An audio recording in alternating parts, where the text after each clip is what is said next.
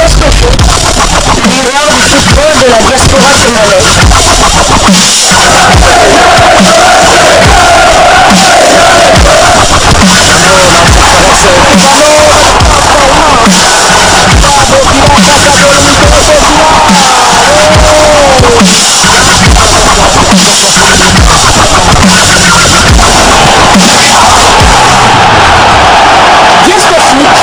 Le miroir du football de la diaspora congolaise.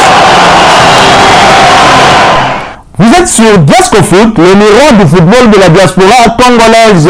Diascofoot vous dit bonjour, tout plaisir est pour nous de vous retrouver, mais surtout de savoir que vous êtes nombreux en train de suivre votre chaîne YouTube dédiée uniquement aux footballeurs de la diaspora congolaise. C'est l'heure de partager avec vous quelques news concernant la tanière de léopard de la République démocratique du Congo. Fatih Cup, la République démocratique du Congo se refait une santé devant la République centrafricaine sans briller. Les léopards U20 ont assuré l'essentiel pour leur deuxième sortie au tournoi de l'UNIFAC Fatih Cup. Blessé dans son amour propre face aux Panthères du Gabon le dimanche dernier, la République démocratique du Congo n'a pas raté le coach cette fois. Une victoire 1-0 au stade des Martyrs, précieuse pour se relancer dans ce tournoi. Dans un match moins flamboyant que le premier, les Congolais ont su se montrer réalistes dès les premières minutes. Un pressing haut accompagné d'une intéressante construction des phases de jeu a permis aux Léopardos d'étouffer les Centrafricains. Les efforts des hommes de Guibou Kassa seront récompensés à la 34e minute quand Chris Mbede bat le portier adverse sur corner. C'est l'unique but de la rencontre. La République démocratique du Congo prend enfin son envol dans ce tournoi de l'UNIFAC Fatih Cup qui a l'accueil les chances de remporter le trophée renaissent cependant, ce qui est une très bonne chose. Alors je vous propose un résumé de cette rencontre. Vous allez donc voir le but des juniors congolais, le but des Léopardos, et nous allons nous retrouver pour la suite du Diascofoot, le miroir du football de la diaspora congolaise.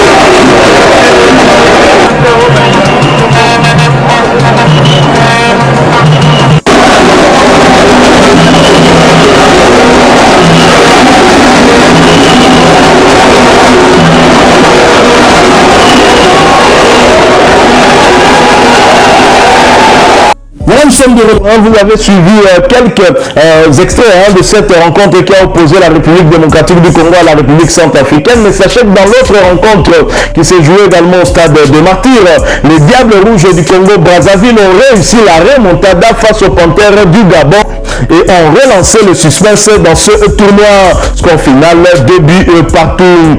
ce qui a en tout cas bousculé la hiérarchie dans le classement cette deuxième journée. Et cette deuxième journée a donc tout changé. Plus d'espoir pour la République centrafricaine qui a enchaîné 2 défaites de suite. La première place se disputera désormais entre 3 nations, le Gabon, le Congo ainsi que la République démocratique du Congo, lors de la dernière journée du tournoi prévu ce vendredi. Voici donc le classement au terme de ces 2 journées. Le Gabon est en tête avec 4 points avec un meilleur goal différence. La République du Congo deuxième avec le même nombre de points que le Gabon avec un meilleur goal différence. La République démocratique du Congo en 3e position avec 3 points et la République centrafricaine 0 point. Alors, dans ce tournoi, un joueur s'est distingué. Il s'agit de l'attaquant gabonais Curtis Junior Makoso qui règne désormais en maître dans le classement des buteurs de ce tournoi Fati Cup. Voici le top 3 des meilleurs buteurs de ce tournoi après 2 journées. Curtis Makoso 4 buts, Osro Omwaku 2 buts congolais et Thierry Bakala du Congo Brazzaville 2 buts également. Alors, je vais vous donner donc la liste de tous les meilleur buteur depuis que ce tournoi a débuté. Nous avons donc Curtis Junior Makoso du Gabon qui a 4 buts, Osomwaku de la République démocratique du Congo 2 buts, Thierry Bakala a 2 buts également, et vous avez Ephraim Lombo de la RDC qui a inscrit 1 but, Chris Mbebe 1 but, c'était l'unique buteur contre la Centrafrique. Nous avons Emmanuel Leni Pascal du Gabon qui a inscrit 1 but. Nous avons également Dielvi Mukuba du Congo Brazzaville 1 but, José Alex Mebale du Gabon 1 but, Nino Okoto du Congo Brazzaville qui a également inscrit 1 but. Voilà donc tous les buteurs depuis que ce tournoi a donc débuté. Alors je vais vous proposer de revenir sur le match qui a opposé la République démocratique du Congo à la République centrafricaine. Les 2 entraîneurs s'étaient exprimés à l'issue de cette rencontre. Je vous propose de les écouter. Nous nous retrouvons pour ce fait. Disco Foot, le miroir du football de la diaspora congolaise.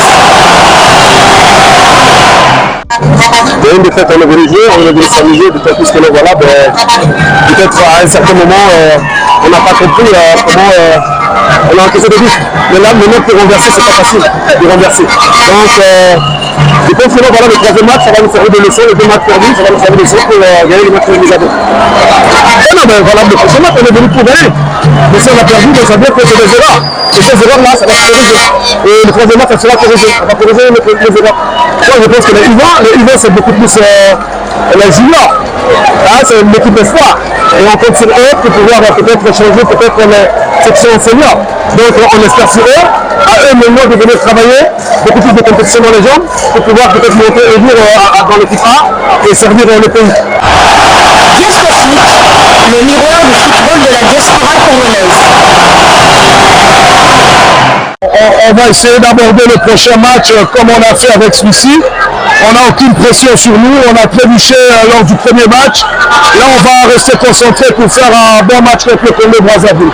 Comme je l'ai dit après la conférence de presse, on a eu un souci de gestion des émotions. C'est passé. Là, on a eu droit à un match plus difficile que le premier match, mais on a su le gérer avec un réajustement au niveau tactique et aussi au niveau de l'état d'esprit. On espère que les enfants seront constants pour la suite de la compétition déjà ce vendredi. Vous avez suivi les 2 dernières.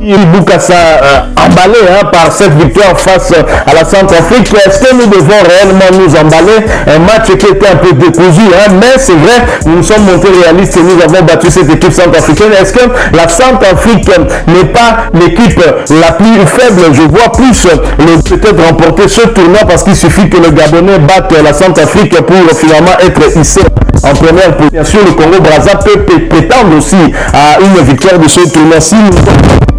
À cause de cette défaite le Gabon lors de la première journée. Alors il y a eu des changements à la tête du staff technique de ces Léopards U20 à la veille de ce tournoi de Fati Cup. Est-ce que c'était une bonne chose?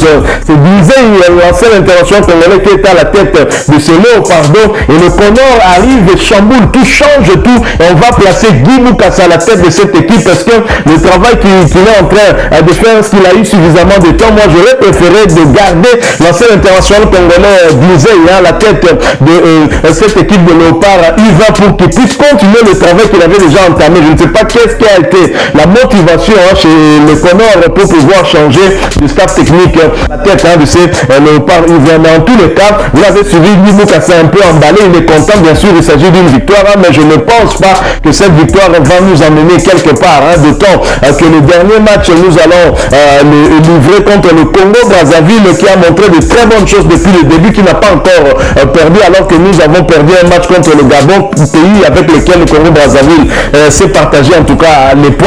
Et donc je vois plus le Gabon remporter ce tournoi ici à domicile que la République démocratique du Congo. Ce n'est pas être pessimiste, mais c'est au regard de ses prestations, mais dans le football, certes, tout reste possible. Mais je crois que moi, je reproche quand même au Connor d'avoir eu à faire ces changements à la tête de cette équipe nationale à la veille de ce tournoi. Ce n'est pas une bonne chose pour la cohésion dans l'équipe. Et toutefois, bonne chance à nos fauves pour le match de la 3e journée face à la République du Congo. Un derby du fleuve. On verra bien si les Léopardos seront vainqueurs. Voilà, nous sommes arrivés à la fin de ce sujet. Si vous l'avez aimé, n'hésitez pas à nous laisser un maximum de j'aime. N'hésitez pas non plus à partager avec nous votre opinion. Si vous en avez une par rapport au sujet que nous venons de vous proposer, laissez-la nous à travers un commentaire. Abonnez-vous si vous êtes nouveau ou ancien, que vous ne vous êtes pas encore abonné sur cette chaîne Diasco Foot, parce que nous sommes le miroir du football de la diaspora congolaise.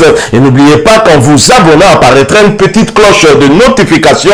Cliquez dessus pour ne plus rien manquer des prochaines vidéos que nous allons vous proposer. Encore une fois, merci à vous, avec espoir de vous retrouver très bientôt avec un autre sujet d'actualité. En attendant, portez-vous bien et Diasco Foot vous dit au revoir.